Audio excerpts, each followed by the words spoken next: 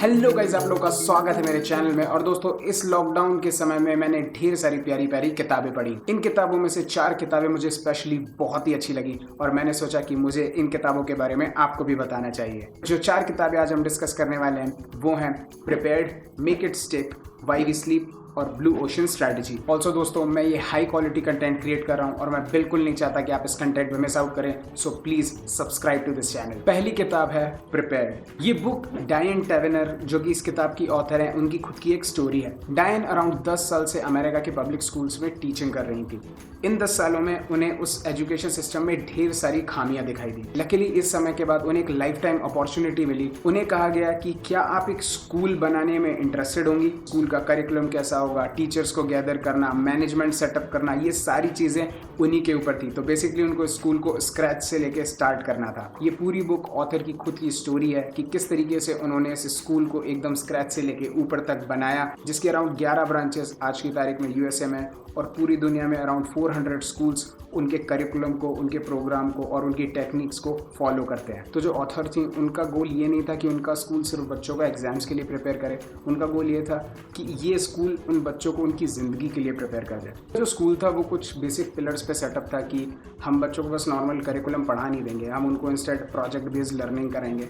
तो बच्चे खुद से प्रोजेक्ट्स बनाते थे जो भी क्लास में पढ़ रहे हैं उसके ऊपर, और अपने दोस्तों के साथ छोटे ग्रुप्स बनाते थे, उनके साथ कोलैबोरेट करते थे। उनको अर्ली एज पे इंटर्नशिप्स पे भेज दिया जाता था, जैसे कि किसी बच्चे को सॉफ्टवेयर इंजीनियरिंग वाली कंपनी में भेज दिया तो उसको अर्ली एज में पता चल जाएगा कि हाँ यार, मेरे को एक्चुअली ये चीज़ अच्छी भी लगती है या नहीं लगती। अगर आप एक स्टूडेंट है तो ये किताब आपको बताएगी कि क्या वो पर्सनल और प्रोफेशनल स्किल्स हैं जो आपको अपनी लाइफ में डेवलप करनी चाहिए, जो आगे चल के आपकी लाइफ में काम आएंगी। अगर आप एक एंटरप्रेन्योर है तो आपको सीखने को मिलेगा कि कैसे ऑथर एक्चुअली एक स्कूल को एकदम स्क्रैच से लेके ऊपर तक बनाती हैं, क्या प्रॉब्लम्स उन्होंने फेस की और उन प्रॉब्लम्स के सोल्यूशन उन्हें कैसे ढूंढे। अगर आप एक टीचर हैं या पेरेंट हैं तो ये किताब आपकी हेल्प कर सकती है जानने में कि किस तरीके से आप स्टूडेंट्स की हेल्प कर सकते हैं ताकि वो बेस्ट वे में ग्रो अप हो पाएं और अपनी लाइफ के लिए प्रिपेयर हो पाएं। दूसरी किताब है मेक इट स्टिक। अगर आप ये चैनल रेगुलरली देखते हो तो आपको मालूम होगा कि मुझे इस बुक से कितनी मोहब्बत है। अगर आप एक स्टूडेंट हो या लाइफ लॉन्ग लर्नर हो और अगर आप मुझसे पूछते हो कि स्पर्श भाई एक किताब का नाम बताओ जो मेरी लाइफ में बहुत हेल्प करेगा,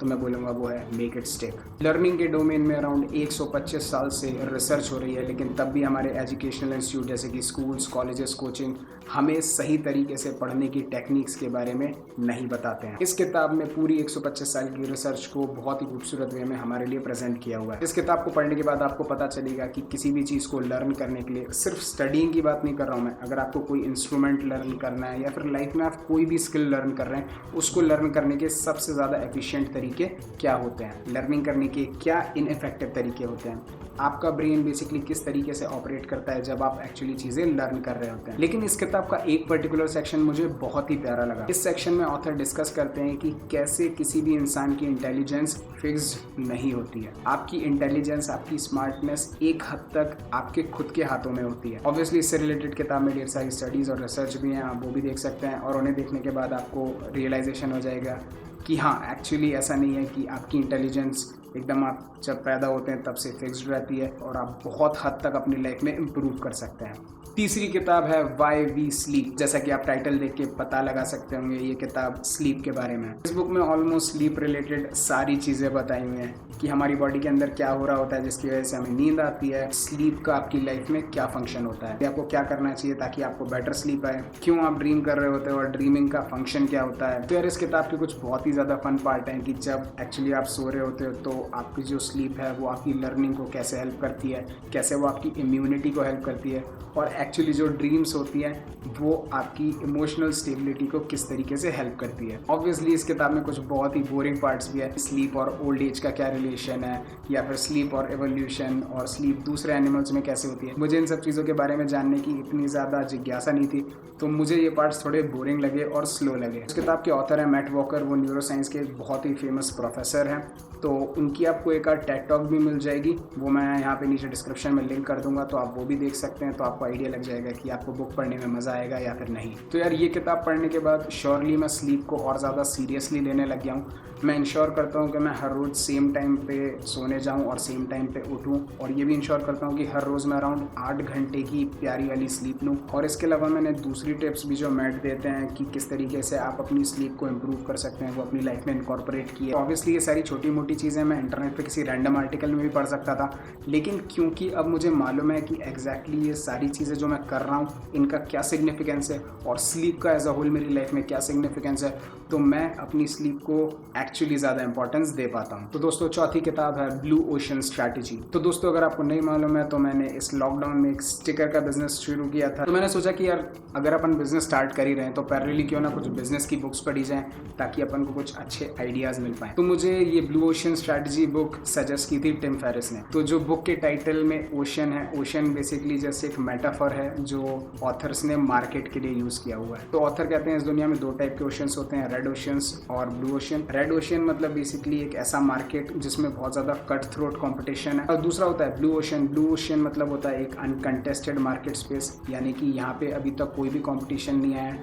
और अगर आप वहाँ जा रहे हो तो आप बेसिकली एकलौती और पहली कंपनी होगी उस मार्केट स्पेस में। इस किताब का आइडिया बेसिकली ये है कि इंस्टेड कि आप किसी मार्केट में जाएं और बड़ी बड़ी कंपनी से फाइट करें, कंपटीशन में घुसें, इंस्टेड आप खुद का एक नया मार्केट क्रिएट करें जिसको आप बोल सकते हैं ब्लू ओशन, जहाँ पे एग्जिस्टिंग ऑलरेडी कोई कंपटीशन नहीं हो, आप अकेले खिलाड़ी हो और आप उस मार्केट में बेटर वे में परफॉर्म कर पाओ। तो इमेजिन करो आप गेमिंग कंसोल्स का मार्केट ले लो, यहाँ पे प्ले स्टेशन है, एक्सबॉक्स है, ऑलरेडी यहाँ पे इतना ज़्यादा कंपटीशन है। अगर आप एक नया बिजनेस स्टार्ट करने की सोचते हो, मार्केट में एंट्री करने की कोशिश करोगे तो मोस्ट प्रोबब्ली बड़ी ऑर्गेनाइजेशंस आपको कुचल देंगी, और अगर नहीं भी कुचलेंगी तो आपको इन ऑर्गेनाइजेशन से टक्कर लेने के लिए बहुत ज़्यादा मेहनत करनी पड़ेगी। लेकिन अगर आप कोई और मार्केट ले लो, यार जो 40-50 साल से ऊपर के लोग हैं वो लोग अभी गेम्स नहीं खेलते हैं, तो ये अनकंटेस्टेड मार्केट स्पेस है। तो अगर आप कोई गेमिंग कंसोल बनाते हो ये सोच करके कि क्यों ना यार इन लोगों को टारगेट करें, तो अब यार इन लोग के लिए आप गेम बना रहे हो तो आपको एक्सबॉक्स और PS4 का टेंशन लेने की ज़रूरत नहीं है। आप बस अपना नया प्रोडक्ट बनाओ, इस प्रोडक्ट को लेकर के मार्केट में जाओ,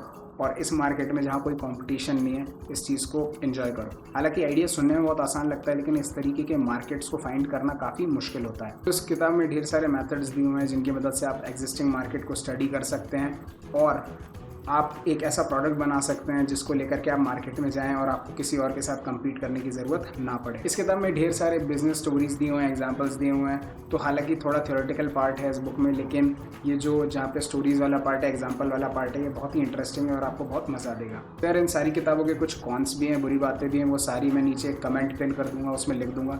इस मैंने वीडियो में इंक्लूड नहीं किया क्योंकि वीडियो यार फिर बहुत लंबा हो जाता है। गाइस आई होप कि आपको ये वीडियो अच्छा लगा होगा। अगर आपको ये वीडियो अच्छा लगा तो मेरी बाकी बुक रिकमेंडेशन वीडियोस भी आप देख सकते हैं, यहाँ टैग कर दे रहा हूँ। और यार प्लीज़ मेरी एक विनती है यार, प्लीज़ इन वीडियोस को शेयर करें। अगर आप करोगे तो मेरे लिए बहुत मोटिवेटिंग फैक्टर होता है ये कि सब्सक्राइबर्स आ रहे हैं। So please share it guys, it helps me a lot. So guys see you in the next video, bye bye. अगर ये वीडियो अच्छा लगा हो तो मेरे चैनल को सब्सक्राइब करो, अपने एक प्यारे से दोस्त के साथ शेयर भी करो ताकि हम साथ में बन सके बेहतर।